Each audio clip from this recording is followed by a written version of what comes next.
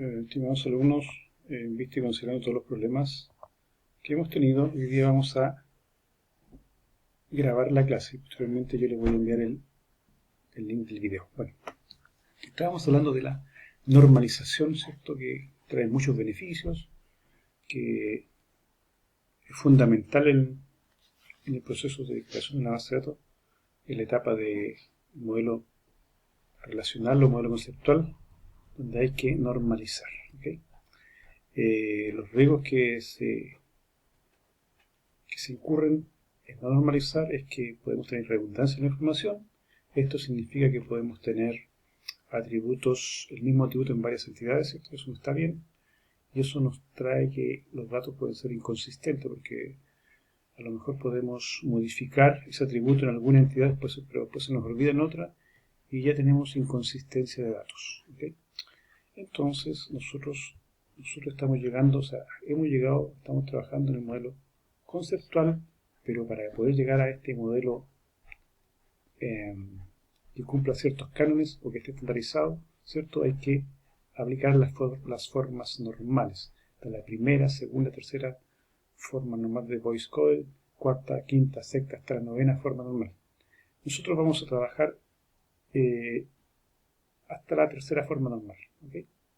Normalmente se trabaja en todos lados hasta la tercera forma normal. Ya trabajar de aquí hacia arriba es más teórico. ¿Okay? Entonces, esto ya lo habíamos hablado, ¿cierto? Es un concepto de base de datos relacionales.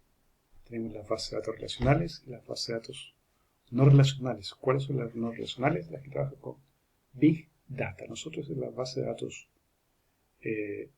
relacionales trabajamos con varias entidades, ¿cierto? Que se relacionan entre ellas y va guardando distinta información, ¿cierto? Pero distintas entidades. En cambio, una base de datos relacional es una gran entidad, ¿ya? Inmensa entidad que tiene un nombre, por supuesto, y tiene muchos atributos. Y no son normalizadas. Eso es lo principal de esto, ¿ya? Nosotros vamos a trabajar en el concepto de normalización. Aquí algunos beneficios. Esta presentación ustedes la tienen en su material. Dice que asegura que cada atributo pertenece propiamente a una entidad a la que se le ha asignado y no a otra. Y vuelvo a decir que elimina la redundancia y asegura que los atributos se ubiquen en un solo lugar, con un nombre, con un valor a la vez. El ejemplo que les daba yo de la edad de un trabajador, por ejemplo, a lo mejor puede estar en la entidad trabajador, puede estar en la entidad puesto de trabajo, podría estar en la entidad no sé, beneficios de la edad, ¿cierto? Pero resulta que si yo modificaba la edad en una o en dos y se me olvidaba en otra, ya había inconsistencia de datos. Por eso, normalmente un atributo siempre tiene que estar solamente en una entidad. ¿Ok? Ya. Y acá comenzamos a hablar de las distintas formas normales. La primera forma normal nos indica lo siguiente. Por ejemplo, si ustedes se fijan, acá tenemos una entidad que se llama paciente, que tiene varios atributos.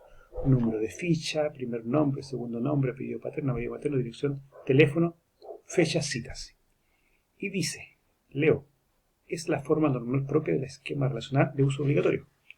Una entidad está normalizada en 1FN o primera forma normal, sí. Contiene solo valores atómicos, un solo valor, ¿cierto? En cada uno de los atributos. Por ejemplo, el número de ficha está bien porque es un valor. El número de ficha, el 2435, solamente un valor.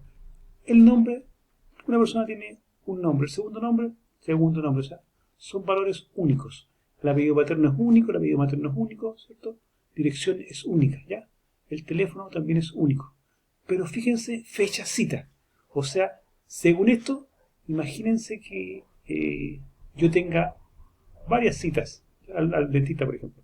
El 5 de mayo, el 6 de abril, el 8 de agosto, no sé. Entonces, pero aquí dice que tiene que tener solamente un valor acá. Por lo tanto, esta entidad ya no está en primera forma normal. ¿Por qué? Porque tiene un grupo repetitivo. ya que son en este caso las citas. ¿Y cómo se subsana eso? Obviamente se crea otra entidad que se llama cita médica, le da la fecha de la cita y, por ejemplo, el número en la clínica. ¿Se fijan?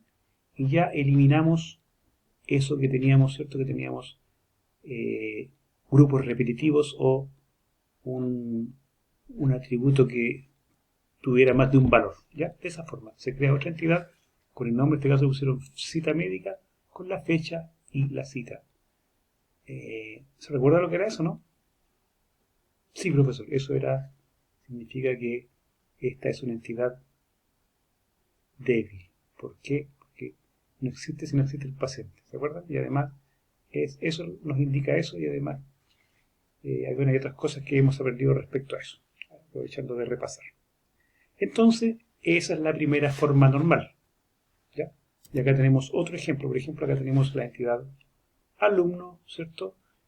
Que cumple con número root, dígito verificador de root, nombre, apellido materno, dirección, pero notas son repetitivas, por lo tanto debiese ir acá solamente una nota. Pero como son hartas notas, ¿qué se hace? Se crea otra entidad que se llama nota alumno y pueden poner nota 1, nota 2, nota 3, nota 4 y así sucesivamente, ¿ya? Y de esa forma ya no tenemos las entidades grupos repetitivos. Se fijan que son como todos singulares, por así decirlo, ¿ok? Eso es la primera forma normal, que no existan atributos que tengan más de un valor, ¿ya? Estamos claros entonces con la primera forma normal. Ahora pasamos a la segunda forma normal, o 2FN, ¿ya? Una relación o entidad está en segunda forma normal si en primer lugar tiene que estar en primera forma normal. O sea, requisito fundamental para estar en la segunda forma normal es haber pasado por la primera forma normal. Esto significa que no debe haber atributos que tengan más de un valor, ¿ok? Y además, dice, se han eliminado las dependencias parciales entre sus atributos. ¿Qué significa esto? Esto significa que si yo tengo en una entidad, ¿cierto? Sea el nombre que sea, y tengo atributos acá, tengo atributos de por ejemplo, del alumno, el nombre del alumno, la dirección del alumno, tengo el apellido del alumno, ¿cierto? Pero acá tengo un atributo que se llame, no sé, nombre del libro. Nombre del libro. No tiene nada que ver, o sea, estoy mezclando peras con manzanas. Entonces, la segunda forma normal nos dice que los atributos que tenga una entidad tienen que ver solamente con tienen que ver con la entidad propia. O sea, no mezclo peras con manzanas. Por ejemplo, acá tenemos la entidad de empleado. Tiene el código del empleado, tiene el primer nombre, que depende del empleado, el apellido paterno depende del empleado, el apellido materno, la dirección. Pero ese puesto que ocupa, de alguna forma está relacionado con el empleado, pero en sí podemos crear otra entidad que se llame puesto y que tenga un código del puesto y tenga el nombre del puesto. ¿Se fijan? Y acá solamente tenemos cosas relativas al empleado, pero acá tenemos cosas relativas al puesto. O sea, ya no estamos mezclando atributos de entidades y ustedes tienen que ser capaces de ver ahí qué atributos no son propios de esa entidad. Esa es más o menos la segunda forma normal. Leo. En una entidad, leyendo el segundo párrafo, en segunda forma normal, todo atributo debe depender completamente del identificador único de la entidad a la que pertenece. Como yo les digo, o sea, en este caso, empleados solamente tienen que depender del código todos los demás atributos, ¿cierto? Y además se debe verificar que cada identificador único termine una sola ocurrencia para cada atributo y se debe asegurar que un atributo no dependa solo de una parte del identificador único de la entidad. Segunda forma normal. Y acá tenemos otro ejemplo. Acá tenemos dos entidades, ¿cierto? La entidad banco y la entidad cuenta. El banco tiene el código, ¿cierto?, del banco y tiene el nombre, ¿cierto? Y tiene el nombre. ¿Qué pasó?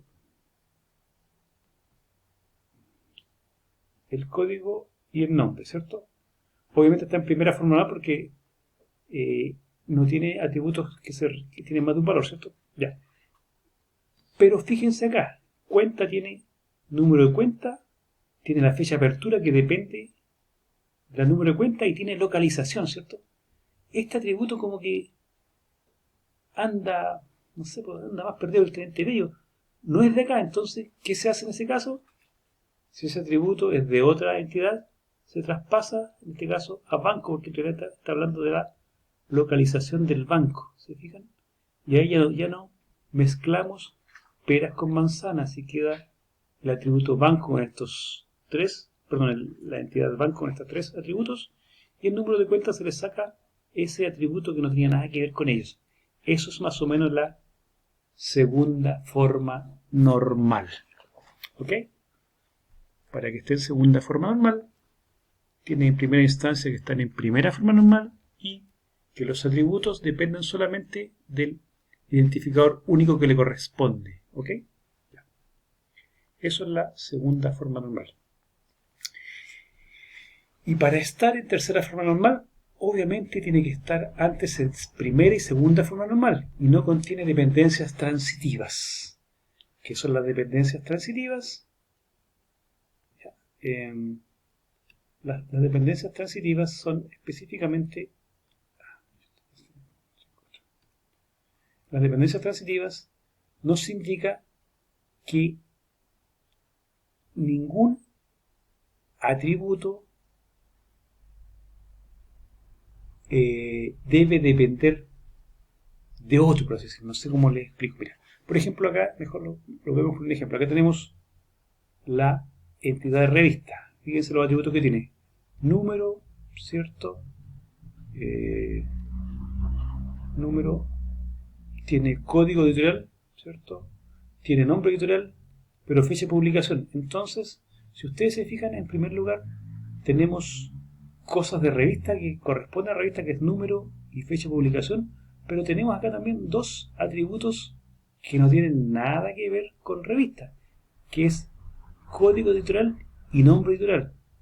Por lo tanto, nos damos cuenta que automáticamente que existe otra editorial, o sea, otra entidad que se llama editorial, que tiene código y nombre. Entonces, nombre depende de código y fecha de publicación depende del número de revistas. ¿Se fijan? O sea, depende cada atributo, depende de su identificador único de su entidad. ¿Ya? Entonces nosotros, para arreglar eso, tenemos que modificar, ¿cierto? Crear otra entidad que se llame editorial.